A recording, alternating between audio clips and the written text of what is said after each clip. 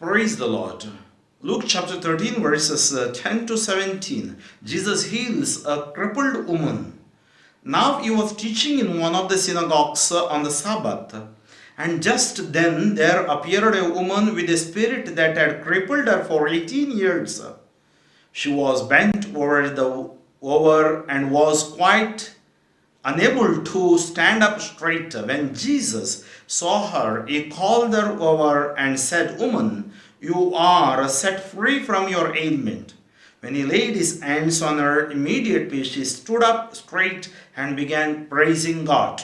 But the leader of the synagogue, indignant because Jesus had cured on the Sabbath, kept saying to the crowd, "There are 6 days on which work ought to be done. Come on those days and be cured, and not on the Sabbath day."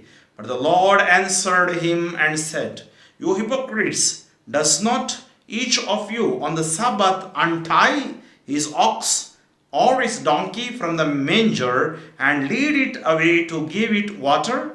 And ought not this woman, a daughter of Abraham, whom Satan bound for 18 long years, be set free from this bondage on the Sabbath day?" When he said this, all his opponents were put to shame, and the entire crowd was rejoicing at all the wonderful things that he was doing.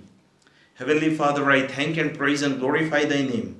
Thank you for giving Jesus the healer. As he healed the woman who was crippled for 18 years, and he healed her.